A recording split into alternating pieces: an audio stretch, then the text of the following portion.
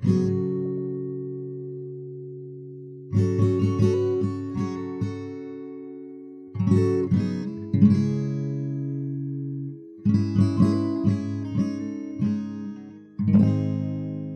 up speaking English in the United States, I could never really understand the purpose or the utility of Pig Latin. It's not something that everyone's great at rambling in, but you can almost always understand what's being said, regardless of whether or not you're a master Pig Latin linguist, so long as you've heard it before and understand the fundamentals of what's happening. The appeal of this non-language, of this language game, became more apparent when I started traveling, and when I started to spend a lot more time with people who don't speak English natively, the amount of time that it takes for Pig Latin to come up naturally in conversation, at least. For those who aren't familiar, Pig Latin is kind of a made-up language that involves the reworking of individual words according to a consistent method or framework. If the word starts with a consonant, you move the first syllable, typically, to the back and add the A sound after it. If the word starts with a vowel, you simply add way to the end, the sound way. So the sentence, "I don't speak Pig Latin very well," would translate in Pig Latin to "I way ont de ixpe igpe atenle erive elwe." Fairly simple when you understand what's going on, but something that you could understand would be a little bit confusing if you have no idea what Pig Latin is, or no concept of what such a language game entails. Early mentions of Pig Latin describe what we now refer to as dog Latin, which is more about creating fake Latin words that sound legit, a bit like lorem ipsum, which is false text that software and typesetters often provide to show how text will look in a particular typeface, in a particular format, occupying a particular space. Lorem ipsum, by the way, was originally made up of scrambled bits of a work by Cicero that was published in the 1st century BC. This work was entitled De Finibus Bonorum et Malorum, and was used by a type foundry to display their wares in the 1960s, but popularized in its modern incarnation through its inclusion in the publishing software PageMaker in the 1980s. But I digress. Pig Latin, not to be confused with dog Latin, is referenced as far back as Shakespeare, and then continued to be popularized by the Three Stooges, who even explained the rules of the language game, as I did just a second ago, in the first half of the 20th century. And it continues to exist today, allowing English speakers everywhere to confuse the hell out of their friends for whom English is a second language. English isn't the only language with this sort of language game, however. German has a few, Swedish has at least one, that translates into English as fig language. The French have one that was originally used as a trade language for butchers, and in many countries throughout the Balkans, there's a language that started its life as a drug and crime-related street language, but which today is used commonly by many non-criminal teenage immigrants in the area, in the same way that shorthand has evolved for teenagers in the United States, for instance, and typically takes the shape of acronyms and internet memes. If you distort the language that we use, you distort our ability to decode the meaning in the words of that language. Intentional distortion through word games isn't the only way that we can blur this meaning, however. And that's what I want to talk about today. The words we use and how problematic it can be when we overuse, underuse, or misuse them.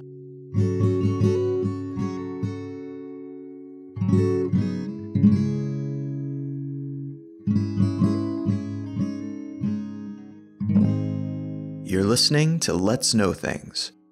I'm Colin Wright. This episode of Let's Know Things is brought to you by HostGator. Check out all of their hosting offerings at hostgator.com/LKT and receive a substantial discount on whatever you might require. This episode is also brought to you by Audible. Try out Audible. using audibletrial.com/LKT. You will receive a free month of Audible service, and you will also receive a free audiobook of your choice from the hundreds of thousands of options within their audiobook library. Stay tuned till the end of this episode, and I will also offer a book recommendation, something to consider in how you spend that free audiobook credit. Thanks as always for your support. Now let's get back to the show.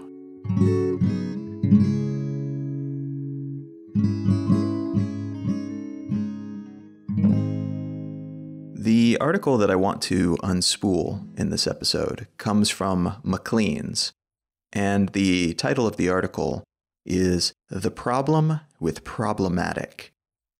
And this article does a much better job than a lot of discussions on this topic of actually getting into some of the minuscule issues with language and the way that we use it and how it's being applied, and kind of covering a couple different sides of the issue. And since this article does such a good job of describing the issue of the word problematic specifically, I want to pull a quote directly from that to get us started. So in talking about the word problematic, this article says, quote, "It's currently used as an adjective to describe something that in some way, through its meaning or the unstated assumptions behind it, reinforces unjust beliefs or an unfair system. In other words, problematic is an umbrella term, meaning anything that is part of the problem, not part of the solution. It doesn't always mean racist or sexist, though it certainly can, but mostly it means something that helps perpetuate racism or sexism." End quote.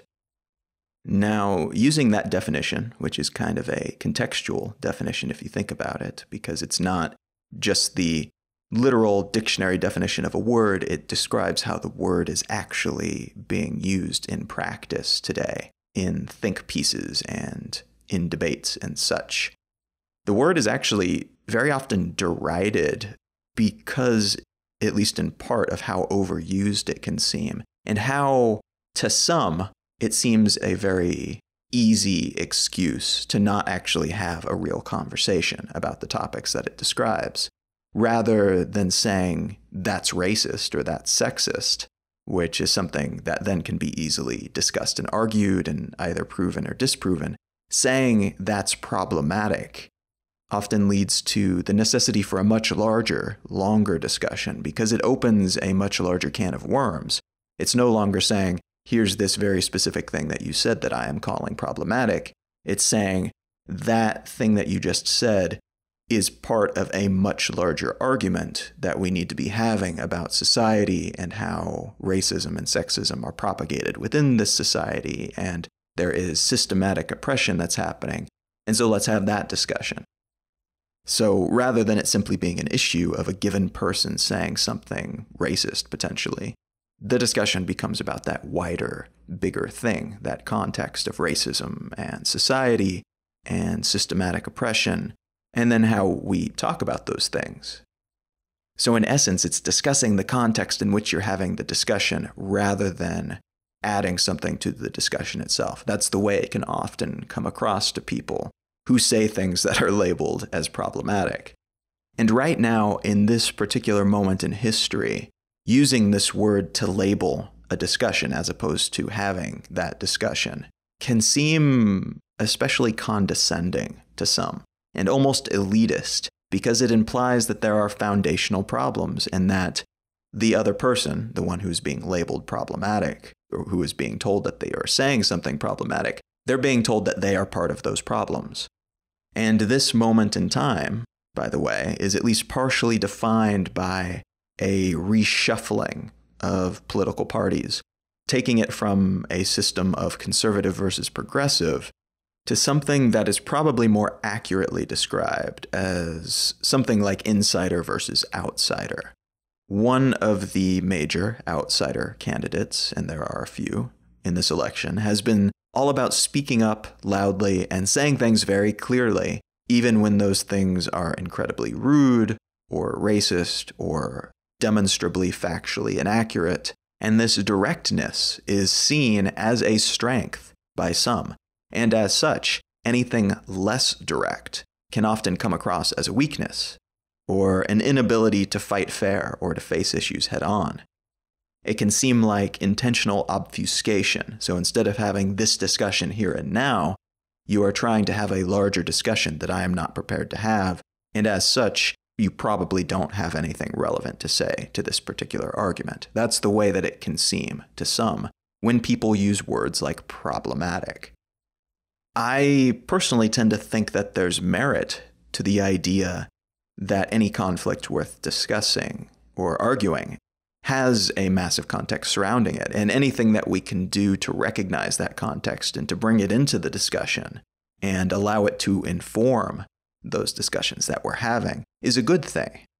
That said, I have also heard the term problematic used in many ridiculous situations by people who seem to have decided that it's a word that grants them implicit moral high ground and implicit support for whatever argument they're choosing to make at that moment. And as a result, they lower the quality of discourse and reduce our ability to have these discussions because they've decided that this word gives them that position. And so I won't personally be too terribly upset to see this word in particular wane into obscurity.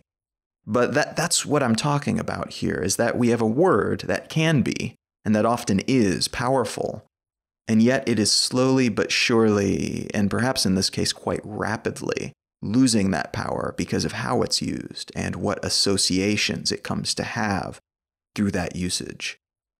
Words over time, not just this word, but all words, over time become associated with things and become both more and less useful as a result of those associations. They become more impactful in some cases because they slowly but surely say more. They have additional context, they have additional meaning because they've been used in certain ways in the past, and as such then become associated with these other meanings, this greater depth of definition. They become more loaded with implication. But they also become less useful because then you cannot use them in most cases for just the base definition without having those additional implications brought to bear. And so you cannot use them without implying a great number of things that you don't necessarily want to imply. You suddenly cannot use that word without also using all of those additional implications alongside the literal meaning. And so words, they kind of accrue this plaque, this baggage over time. These verbal barnacles that cling and turn into an unbreakable shell. And this over time serves as kind of an anchor, serves as a weight on that word, which slowly but surely drags it into obscurity.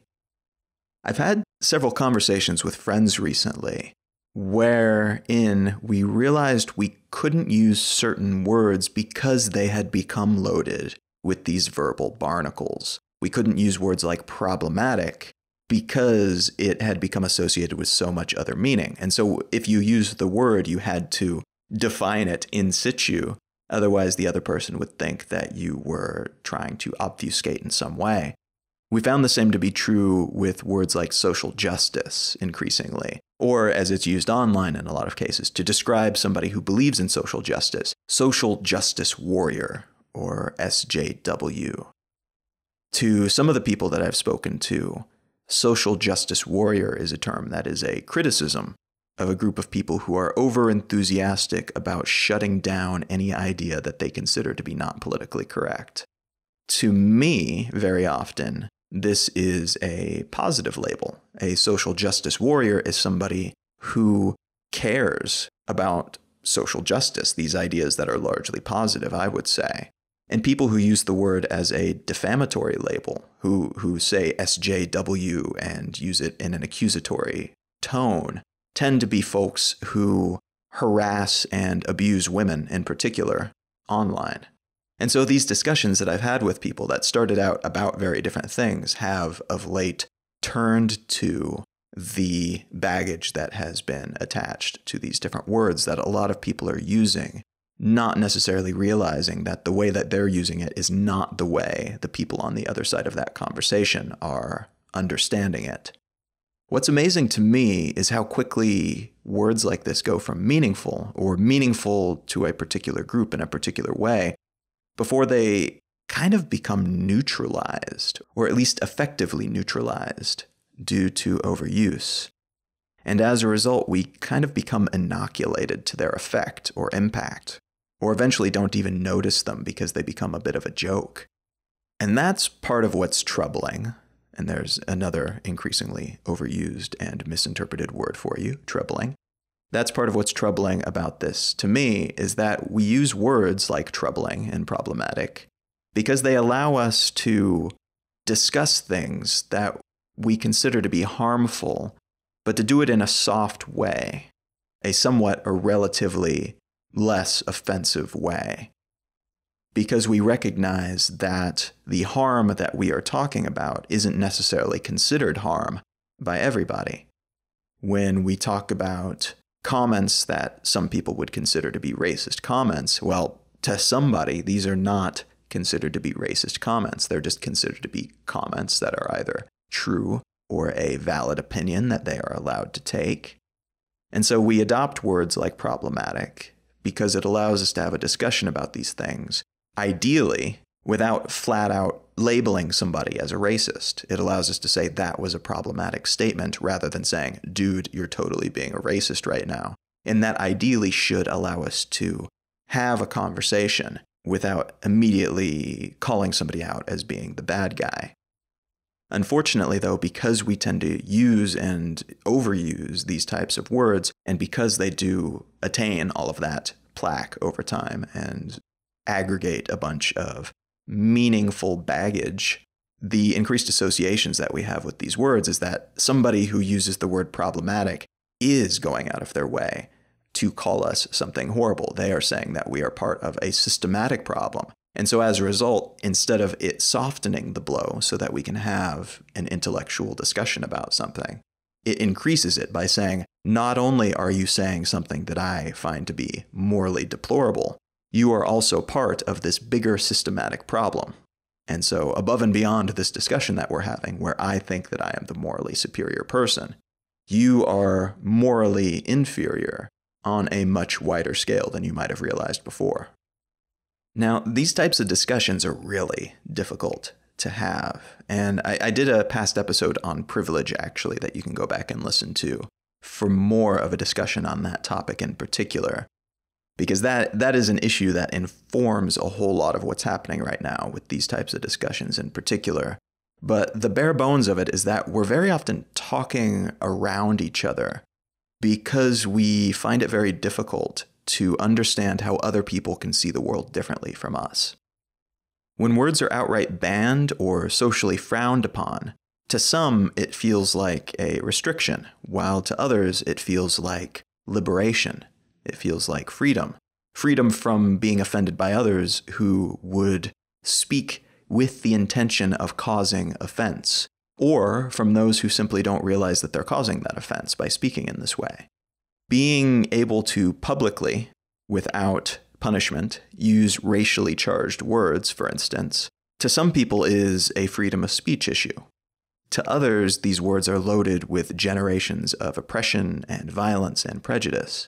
The words might be softened to some degree by appropriation, which I'll talk about in a second, but that doesn't change the fact that their usage to many people remains an indication of disrespect by one group, a group of people who very typically fail to even recognize the privileges that they enjoy, toward another group that does not have those same privileges. That second group, the one who doesn't have the majority of the privileges, is only just now beginning to have some of those privileges. It's the very early days of offering these same privileges, or as many of them as possible, to as many people as possible. And so now that they are able to speak in a way that they haven't been able to speak before, they are saying to that first group who has always had the privileges, hey guys, this is offensive to us. That's pretty horrible that you're saying that. And the first group, the freedom of speech group, they are beginning to feel victimized because it feels to them like this is a right that is being taken away from them, the right to say whatever the hell, whenever the hell. It's a very complicated issue, and it's a very complicated situation, and it's one that we've experienced societally in smaller ways in the past, in more limited ways. But what's happening right now is it's really the confluence of a bunch of different rights being granted to a bunch of different groups that have never had those rights before. And so we're seeing groups of traditionally oppressed people able to speak up for the first time ever, and the discussions that are happening as a result, I think will be largely positive. But right now, it's a very tumultuous time in any arena in which we're having those discussions. And part of the reason that these are such difficult conversations to have is that there are good arguments on both sides. And unless we all agree to see the world from the exact same perspective and to have the same views about how society should evolve, we're unlikely to get on exactly the same page anytime soon. And so these discussions are important because it will hopefully help us sort out how to exist with each other, with other people who have very different viewpoints and very different experiences and cultural backgrounds and everything else, while causing as little harm to each other as possible, and while taking away as few freedoms from each other as possible. Now, in the midst of all this scuffling, this verbal scuffling, one way that groups have traditionally been the target of some of these words are reducing the impact of the language that's being used that could be very offensive to them. One of the ways that they are watering that down and diluting it is by appropriating, or in some cases reappropriating, the words that are being used in an effort to make them their own and to take away the weaponized stinging power that they might otherwise have. One example of this is the slut walk. It's really a series of protest marches, of parades almost, that take place around the world. And the first one took place in 2011 in Canada after a police chief, I think it was, basically told women that if they didn't want to be sexually assaulted, they should stop dressing like sluts. And this is clearly an incredibly offensive thing to say, and it is victim blaming like crazy. Women should not be told not to dress a certain way, or they'll be assaulted. We should be teaching people not to assault women, no matter how they're dressed. And that was kind of the ideology behind these walks, was to say, you're calling us sluts. You are basically saying that if we dress a certain way that doesn't meet your approval, we deserve to be raped. And by appropriating this term, which can be a very, very offensive term when spoken from the lips of somebody who believes women deserve to be assaulted if they dress a certain way. But by using it like this, by owning that word, they're able to say, listen, you say slut like it's a bad thing. We are women who are in control of our sex lives. We can dress however the hell we want. And we are going to embrace that. We're going to take that word that you use as a weapon and say, yeah, booyah, we are sexually liberated. Put that in your pipe and smoke it. Now, does this completely alleviate the damage that can be done by somebody using this word offensively? Well, no. But it does allow the typical targets of this word to feel a sort of ownership around it. So when somebody uses this word to describe them negatively, they can remember that these things that this person using this word offensively considers to be bad things, I consider to be good things. I am a sexually liberated person. I believe I can dress and act and date however I want. I can have sex with somebody, and it's not something that is a stain on my record, and that's okay. And in doing so, this has created a movement for increased sexual awareness and awareness about rape culture, and again, those bigger contextual issues that go into this discussion. But it's an excellent example of appropriated words that were used by a group trying to bring another group down, and then they take it and make it their flag, essentially.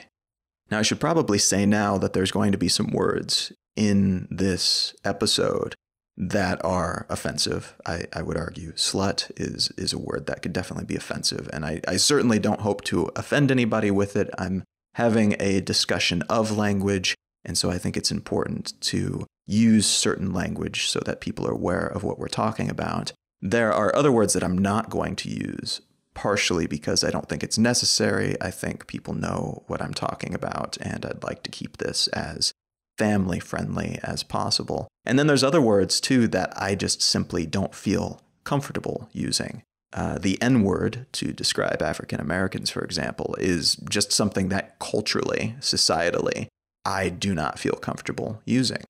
Just based on my upbringing, it's not a word that I feel comfortable using because it is something that I recognize is incredibly offensive to certain groups of people.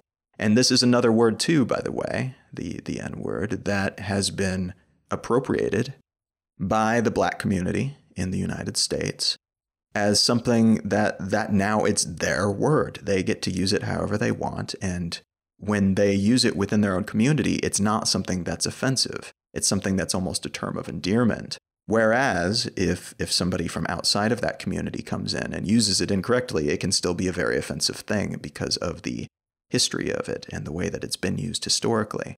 And so it says something that somebody like me who's discussing this type of language and how offensive certain words can be, I still feel very uncomfortable using it.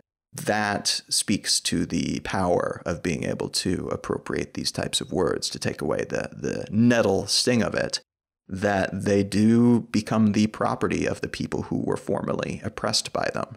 And I think that that's largely a positive movement. I think that being able to take these words that people would use to lash us and to make them into a rallying cry, or at least into something that we can use casually without having to feel the sting of them anymore.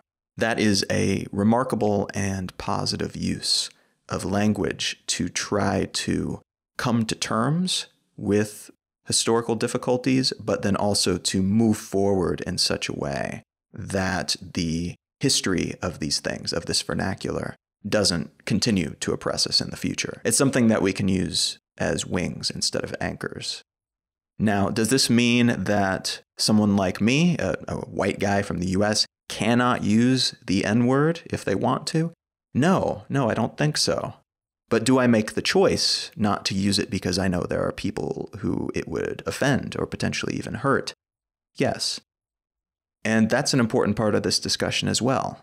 I absolutely believe in the freedom of speech and protecting it because it's an integral part to a democracy, and it's an integral part to the continued evolution and development of a healthy society, to have a lot of different ideas and to be able to speak about these ideas. So I can absolutely understand the concerns of people who are worried that their rights are being whittled away or atrophied by the so-called PC police, the politically correct police. Now, that said, I also think that it is asinine to speak in a way that you know will offend people just because you can. That some people look at their freedom of speech and decide that this is the freedom to offend. It is legally, in a legal sense, you do have the right to offend whoever you like. But the idea that the first thing that you decide to do when you realize that you have this right is to go out to offend an individual or a group of people, perhaps repeatedly, perhaps for your entire life, that is insane to me. That is an absolute misuse of what could be an incredibly valuable tool. And just as the word problematic becomes burdened with the additional meaning that's attached to it, the reason that a lot of people have stopped listening to the people who are shouting out about their freedom of speech rights anytime somebody raises the issue of racism or sexism or whatnot, the reason that we don't pay attention to them is that in a lot of cases, the same people who are shouting out about their freedom of speech rights being reduced are people who are actually assholes. They are people who are going out of their way to offend other people intentionally and repeatedly and consistently. And so it's very, very difficult to take them as legitimate messengers of this truly legitimate concern. There is a concern that freedom of speech might be overwritten or reduced in some way, and that is legitimate. But the messengers in this case are highly suspect. Wanting to fight for your freedom of speech does not mean that you are a racist or a sexist or a homophobe or something like that, But there are a remarkable number of racists, sexists, and homophobes that are shouting about their freedom of speech rights being degraded right now. And so it's another one of those unfortunate situations where talking about how everybody is too politically correct, while by the textbook definition of that might be true, they have created a great deal of baggage for that particular phrase and that particular subject matter right now in the public discourse. Now, on the topic of offensive terms, interestingly, we may not have as many offensive words to use in a very short while. Curse words, or swear words, whatever you want to call them, we are slowly but surely running out of them. And it's not for lack of trying, it's not for lack of creativity in this particular aspect of the evolution of the English language, but it's more that we're using them so much, and we're using the same ones over and over and over again, that eventually they kind of lose their impact. Now, the word profanity is a word that stems from the word profane, and that is the opposite of sacred. It's a disrespect towards something holy. And profanity, words that become profanity, that we come to label as profanity, typically comes to be that way because we use these words to imply the debasement of someone or something in the way that we traditionally would have implied the debasement of something holy. And it's estimated that somewhere between 0.5 and 0.7% of all words that a person uses every day are swear words. Now compare that with around 1% of the words that we use being first-person plural pronouns like we, us, and our. So 1% of what we use each day is we, us, and our. 0.5 to 0.7% are swear words. That's an interesting proportion if you think about it, based on the types of conversations that we tend to have and how likely we are to use the words we, us, and our. That is the average, though. And the usage of profanity, of swear words, actually varies quite wildly, with the lower extreme being 0%, with some people not using any words that they consider to be profane, while for other people, swearing makes up 3.4% of all the words that they utter in a given day, which is pretty remarkable when you think about it. I couldn't find any research on this particular subject, but I will be interested to see which direction this goes.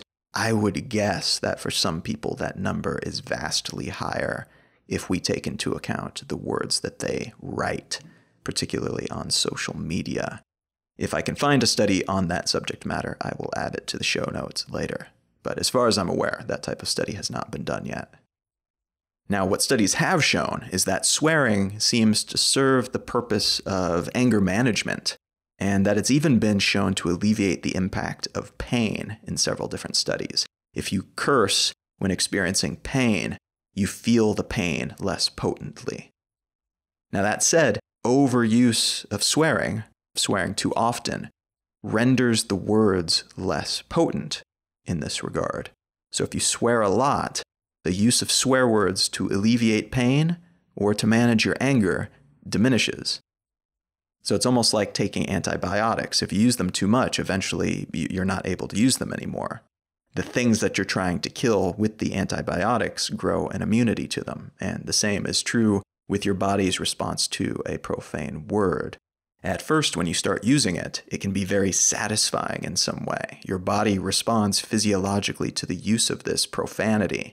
But over time, if you use it enough, the word no longer has the same meaning to you. And as such, you physiologically don't respond in the same way to using it. It's not the same anger management technique. It's not the same steam valve on your internal pressure system.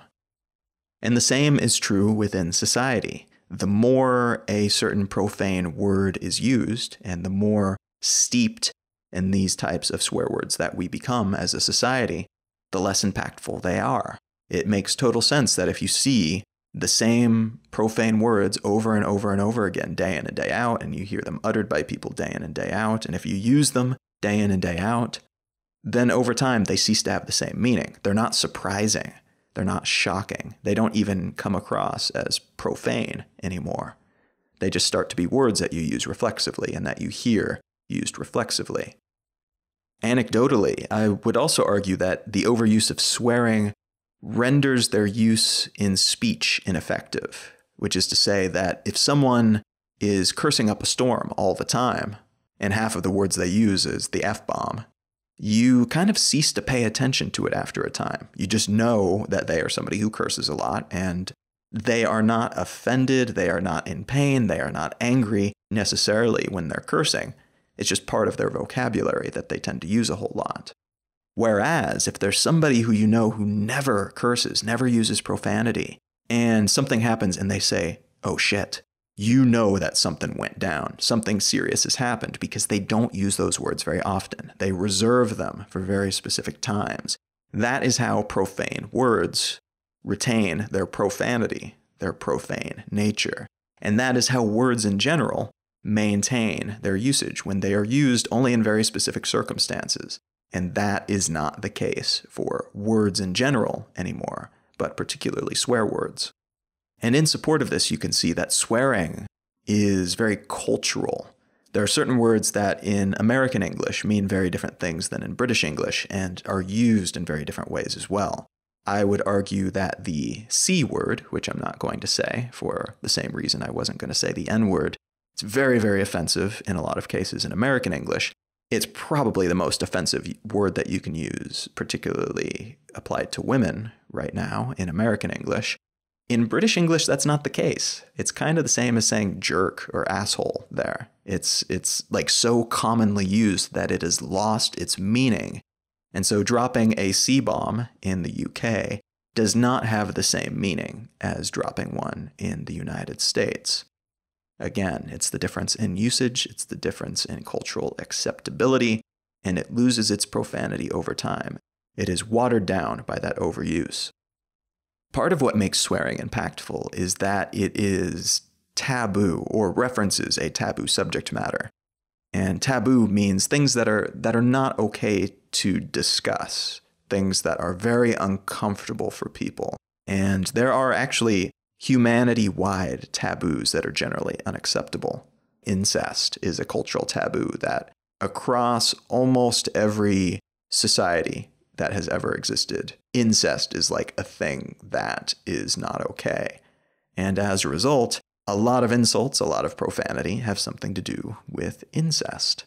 Either implying that somebody is the type of person who would commit incest, or someone who has, or somebody in their family has, or even just referencing it in some cases.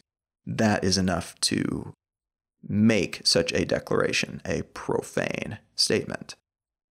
This isn't always the case, though. Cannibalism is another thing that's considered to be fairly widely taboo across all of human culture. But calling somebody a person eater would probably be more funny than offensive. So some taboo subjects we have turned into profanity, while others are just things that we don't talk about because they're a little bit weird. Things like cannibalism fall into the latter category, whereas the offensive category tends to be, particularly in Western culture, things that relate to like sex, for example. Those are things that arguably because of our very Christian background in the Western world, these are the things that have remained unspoken about for a great portion of our cultural history and societal development. Now, one other note on cursing is that it does seem to influence our perception of a person. Studies have shown that people who curse a whole lot, who use a lot of profanity, are perceived to be less competent. But on the other hand, people who use a lot of profanity are also perceived to be more believable and trustworthy. They seem to be expressing genuine feelings rather than holding back in a civil manner. And so if you look at politics, or you look at pop culture in general, people who have less of a filter then are often perceived to be more trustworthy, even when they are provably lying a lot of the time. They're still considered to be more trustworthy and more down to earth, because that's the perception that we have of people who seem to have less of a filter, who are willing to talk about taboo subjects. Whereas people who use less profanity seem to be a little bit more defended, seem to be a little bit more like they're putting up a guise that they want us to trust, when in reality anything could be happening behind that veil. Now, it's the very taboo-ness of these sorts of words and phrases and ideas that makes them so difficult to discuss. Even so-called minced oaths, which refer to euphemistic profanities like saying darn instead of damn and fudge instead of other F words, have been considered profanity in court, and fines are consistently leveled against people who curse on air, be it on TV or the radio. This is less and less a consideration as we have a much wider array of networks to choose from, a lot of them more independent, but consistently throughout history in a lot of different countries, but in the United States in particular, despite being a country with very liberal freedom of speech laws, we fine people all the time for using profanity on TV or on other broadcast mediums. And the result of this is that we tend to communicate with symbols, at least partially, because they allow us to express these types of concepts and discuss these types of concepts without using these taboo words.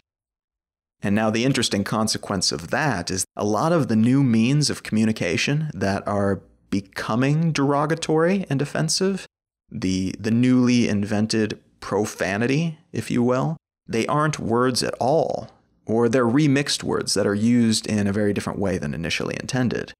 There are a vast array, entire libraries of dirty uses of emoji, for instance. And this allows us to express a wide array of ideas and feelings and dispositions without using a single word. Now, more recently, a lot of these have evolved as the result of texting culture and social media culture, because we are using these shorthand communication methods to communicate with each other more often. We're more likely to be using thumb-based keyboards on our smartphone. And so it's a lot easier to use an eggplant emoji than something else that we might use to represent a similar idea. Before the advent of smartphones, though, and continuing today, but particularly before social media became a big deal, video game culture had a huge impact on the development of an assortment of new and creative ways to offend other people, sometimes without saying a word and sometimes by using highly truncated acronyms. I remember I was never very good at playing Halo or other shooters of that nature, but I remember my roommates in college would play Halo online against other teams, and the biggest insult that you could level against another Halo player after you've killed them is to go up and cause your character to squat up and down on their character's corpse, because it looked like then you were doing something dirty to their corpse after killing them. This is something that if you didn't know that this was supposed to be an insult, then you'd just be like, oh, why'd that guy do that? That's weird. But knowing the culture and being part of that culture, this simple act that is completely nonverbal becomes a massive slap in the face.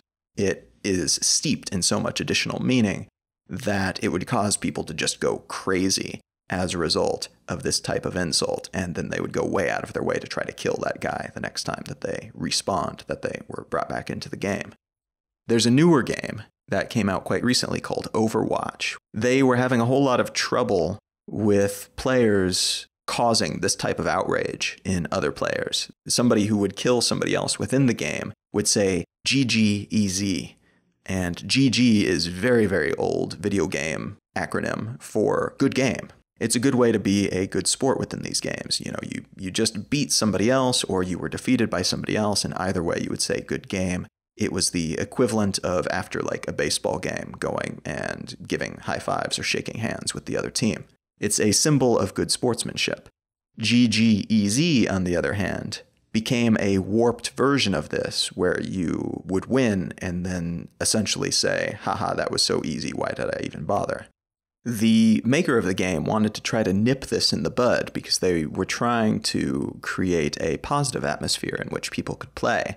And so Blizzard, that's the company behind the game, created a patch for the game that would automatically take that particular string of characters, GGEZ, and convert it into something else. And so if you are the type of non-sportsman-like player who would play a game, type out GGEZ, that text would then be converted to say one of several different options. It might say, "Well played, I salute you all," or "For glory and honor, huzzah, comrades," or "I'm wrestling with some insecurity issues in my life, but thank you all for playing with me," or "It's past my bedtime, please don't tell my mommy," or "I feel very, very small, please hold me." It is something that a lot of people are considering to be a feature rather than a bug or a hack, because it really does increase the quality of discourse, and it only affects people who are basically toxic to the positive environment that they're trying to create with this game. And so it is being received as kind of a hilarious means of achieving that end, of trying to get people to be a little bit more upbeat and funny and happy, rather than being such jerks when they win or lose. And so the watering down of profanity, the loss of effectiveness over time as it's used and overused and saddled with additional baggage over time, it's not just the case with profanity and other offensive terms. It's also the case with buzzwords. Like, think of corporate buzzwords that you've heard over the years, like synergy, authentic, influencer. These are things that, particularly if you are in some kind of business field or marketing field, if you're involved in entrepreneurship, you go to LinkedIn or Medium and like every post is about these things. You cannot throw a stone without hitting one of these buzzwords that at first might have meant something.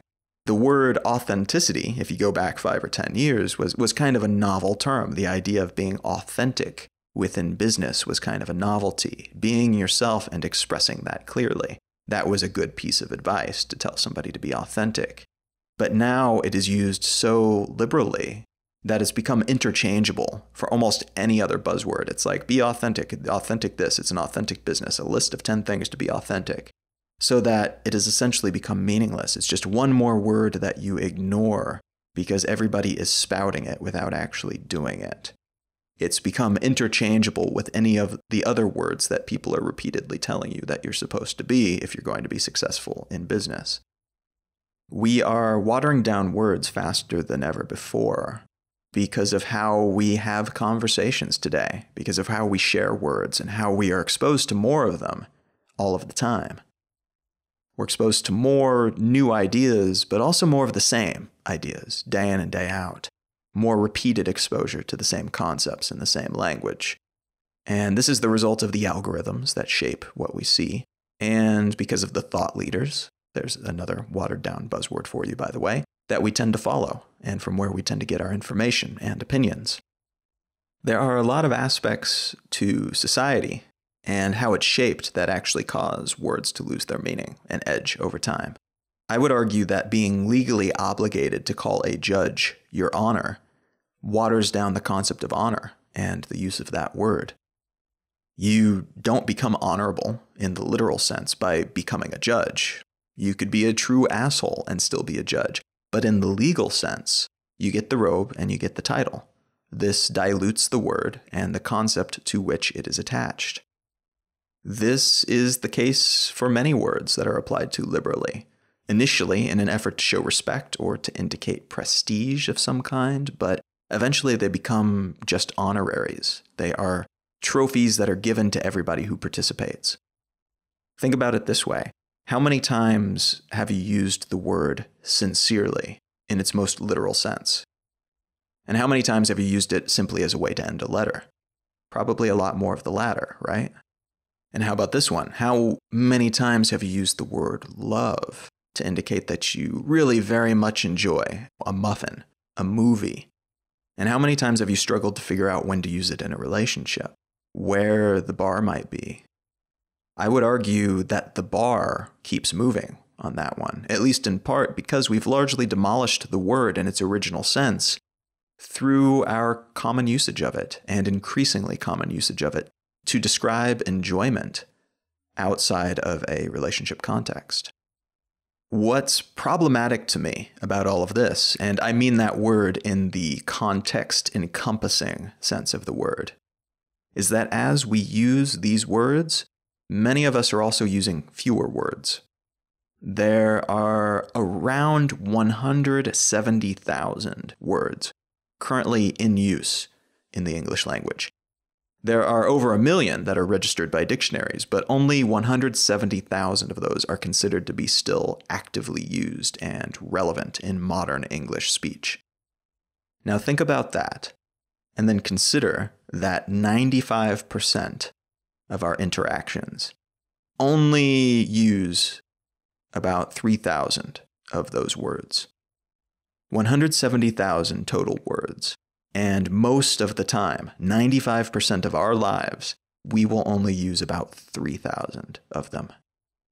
It's estimated that most adults have somewhere around 10,000 lemmas in their vocabulary. And a lemma is a word like walk, which then implies the inclusion of walks and walked and other conjugated words as part of it. So a lemma could contain 3 to 7, maybe, individual words as part of it. And most adults have a vocabulary that contains about 10,000 lemmas.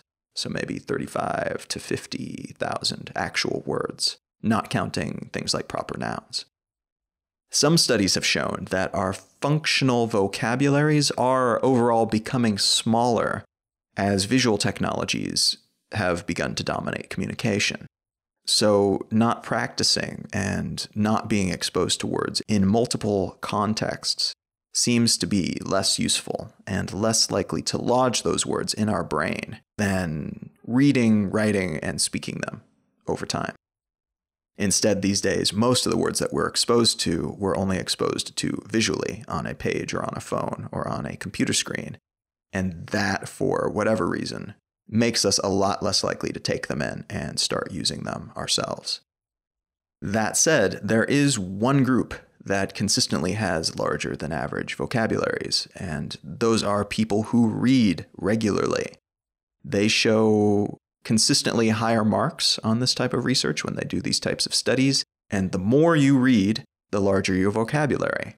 So if you read 1 book per month for the entire year, you will have typically a much larger vocabulary than somebody who reads just a few books a year. If you read 3 books per month, you will have a larger vocabulary than the person who only reads 1 book per month. And readers of fiction, in particular, have consistently even higher vocabularies than people who only read nonfiction. And this is thought to be the case because they are exposed to a much larger collection of words in a much larger variety of contexts and are more likely to have storylines to which they can connect those words. And our brains tend to latch on to information and remember it better if we put it in the context of a story. So something to think about in both how we use and how we acquire new words. Context matters.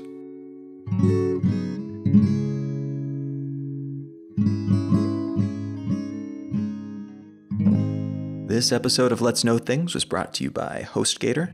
HostGator has been my hosting company of choice for many years now. I am very satisfied with their service and their number of options.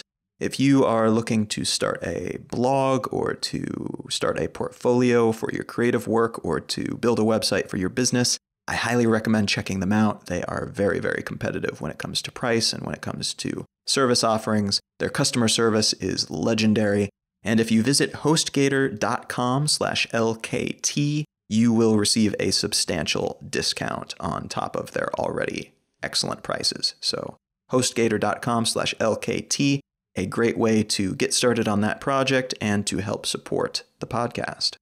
This episode is also sponsored by Audible. I have become a big fan of audiobooks of late and am very pleased to offer the opportunity for you to get a free month of Audible. If you go to audibletrial.com/LKT, you'll get a free month's membership to Audible, and you will also get a free audiobook of your choice. And that is awesome because audiobooks typically cost somewhere in the teens to the 20s of dollars, and this will get you one of any of their books contained in their massive library of audiobooks for free. And when I have them as a sponsor, I like to give a book recommendation. So if a particular book doesn't immediately come to mind on how to spend that free audiobook credit, this is an excellent option for you to consider.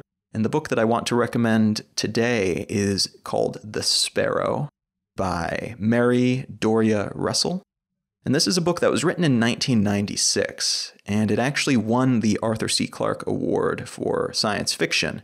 But it's not really considered to be science fiction by most of the people who read it, including the author herself. She's actually agreed with some of the sentiments, that it doesn't really seem like a science fiction novel. And one reviewer for the Library Journal, Nancy Pearl, even said that the book was mistakenly categorized as science fiction, and that it is really, quote, a philosophical novel about the nature of good and evil and what happens when a man tries to do the right thing for the right reasons and ends up causing incalculable harm. I started reading this book and I could not put it down. It's a really, really wonderful story with great characters. It's utterly fascinating. I don't want to get too much into the plot because the plot itself is something of a surprise and very, very interesting. But I do want to read you the prologue because it gives an indication of what this book is about, but also gives an indication of the writing style. And so this is the prologue of The Sparrow. It was predictable in hindsight. Everything about the history of the Society of Jesus bespoke deft and efficient action, exploration, and research. During what Europeans were pleased to call the Age of Discovery, Jesuit priests were never more than a year or two behind the men who made initial contact with previously unknown peoples. Indeed, Jesuits were often the vanguard of exploration. The United Nations required years to come to a decision that the Society of Jesus reached in 10 days. In New York, diplomats debated long and hard, with many recesses and tablings of the issue, whether and why human resources should be expended in an attempt to contact the world that would become known as Rakat, when there were so many pressing needs on Earth. In Rome, the questions were not whether or why, but how soon the mission could be attempted and whom to send. The society asked leave of no temporal government. It acted on its own principles, with its own assets, on papal authority. The mission to Rakat was undertaken not so much secretly as privately. A fine distinction, but one that the society felt no compulsion to explain or justify when the news broke several years later. The Jesuit scientists went to learn, not to proselytize. They went so they might come to know and love God's other children. They went for the reason Jesuits have always gone, to the farthest frontiers of human exploration. They went ad majorem Dei gloriam, for the greater glory of God. They meant no harm. So again, that is the prologue for The Sparrow, a wonderful book by Mary Doria Russell, and a book that is worth reading regardless, but there is also an excellent audiobook edition available on Audible. So if you want to do that Audible trial, you get a free month of Audible and a free audiobook of your choice. Go to audibletrial.com/LKT and you can snag yourself a copy of The Sparrow for free. So checking out those sponsors is a great way to help support the podcast. You can also support it directly if you care to. You can go to letsknowthings.com, and if you scroll down a little bit, there are several links there that you can use to contribute $1 an episode or more if you like to, but you can do $1 an episode and that would be amazing. You can set up recurring monthly contributions really easily there as well, so that is a great option if you would like to consistently contribute $1 an episode. Another great way to contribute is by sharing this episode or your favorite episode with a friend or with social media, by going to iTunes and leaving some stars and a review. These are all means of bringing in new people to the show, and that helps a whole lot as well. You can find Let's Know Things on Instagram and on Facebook at Let's Know Things. You can find me, personally, all across social media, everywhere from Snapchat to Instagram to Twitter at Colin is my name. You can find out more about my work, including the complete list of books that I have written at colin.io. My blog is at exilelifestyle.com. My YouTube show is at considerthis.io. And if you want to find the show notes for this episode and every episode, and or sign up for the Let's Know Things newsletter, which comes out every Monday, you can find those at letsknowthings.com. Thank you very, very much for all of your support and your continued enthusiasm. The messages that I've been getting on social media and via email have just been amazing, guys. Thank you so much for that. Thank you also to those who have contributed in some way, shape, or form already. I really appreciate it, and it allows me the opportunity to spend more time on this project, which I also appreciate because I am, frankly, having a blast producing this each week. You've been listening to Let's Know Things. I'm Colin Wright, and I will talk to you again next week.